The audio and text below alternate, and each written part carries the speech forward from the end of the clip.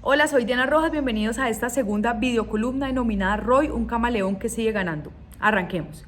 Finalmente Gustavo Petro ganó las elecciones en la segunda vuelta y aunque lo hizo sacándole más de 700.000 votos de diferencia a Rodolfo Hernández, su victoria deja sensaciones encontradas. Si la renovación de la que habla Petro se hace al lado de personajes como Roy o como Benedetti, por ejemplo, que ha sido uno de los temas más hablados esta semana, o si ese tipo de apoyos ya comprometieron su gobierno en distintos cargos para los próximos 4 años.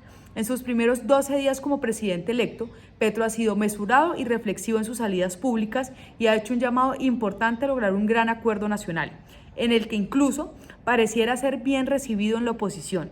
Su objetivo es precisamente tener la gobernabilidad suficiente en el Congreso para que le aprueben las reformas y los proyectos que van a generar el cambio en Colombia. Sabiendo además la necesidad de que esas reformas sean aprobadas en el primer año, ¿será que Petro está dispuesto a negociar los principios con los que sedujo a sus electores para lograr esa gobernabilidad tan necesaria y lograr el cambio que prometió? ¿O lo más importante es sacar los proyectos y los temas adelante sin importar ni los principios, ni quiénes, ni cómo se lidera?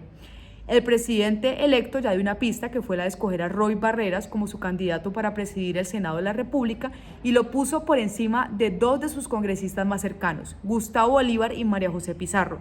Que Petro haya apostado por un senador con más de 16 años en el Congreso en lugar de otros que son ideológicamente más afines a él, dice mucho de sus intenciones. Eso que está pasando en el Congreso, guardadas sus proporciones, no es nada distinto a lo que pasa a nivel local. Por ejemplo, en las ciudades como Cali, pues entonces quienes hacen parte, los partidos de gobierno o los partidos de la coalición, son quienes apoyaron en campaña, y los partidos que no apoyaron, pues sí definen si son independientes o son de oposición. Y asimismo se define cómo es la presidencia, no solamente el primer año, sino los otros 3 años restantes. Y esto es con un objetivo claro: darle mayor margen de maniobra a quien llega a administrar, pudiendo apoyar que se acelere la aprobación de presupuestos, de proyectos, de créditos, y hasta archivando debates de control político. Nada queda al azar, todo está milimétricamente planeado para beneficiar pues a quien administra.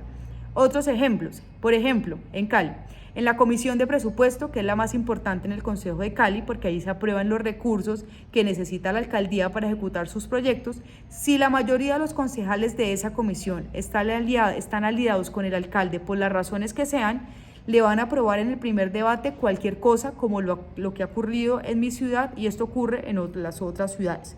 O también pasa que el presidente de cualquier consejo es el que define cuáles debates de control político son los que se agendan y cuáles no. He aquí la razón. Muchas veces preguntamos, pero ¿por qué no hay debates de control político con los temas actuales o con los escándalos de la administración?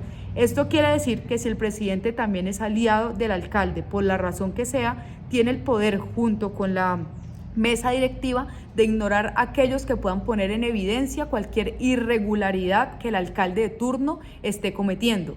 Esto también que ocurre en Cali y que debe ocurrir en la mayoría de las ciudades del país. Ahora bien, esto es como una primera batalla, pero cada que viene un proyecto pues es una negociada distinta, y eso depende de qué tan taquillero o qué tanta necesidad tiene el gobierno de sacar el proyecto, o qué importancia tiene este proyecto para la administración.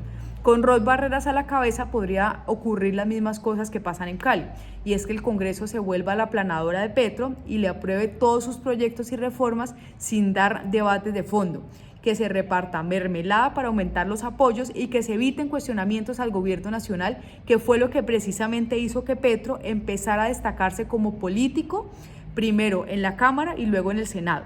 Pero ¿por qué tenemos que estar muy pendientes de Roy Barreras?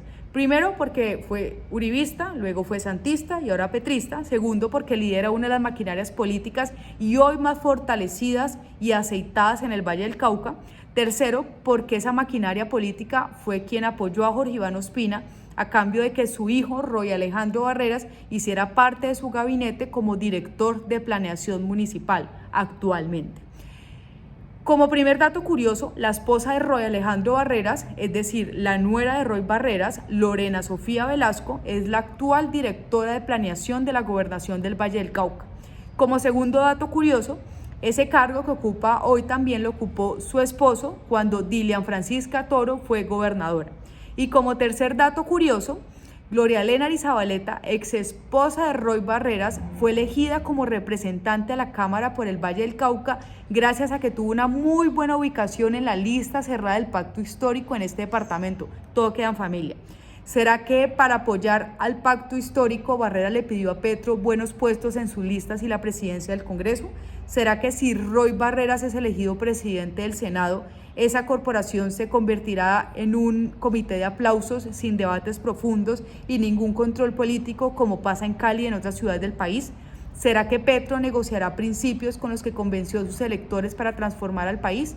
Esto apenas comienza, por eso Roy es un camaleón que sigue ganando. Muchas gracias por acompañarme en esta videocolumna, nos vemos en la próxima.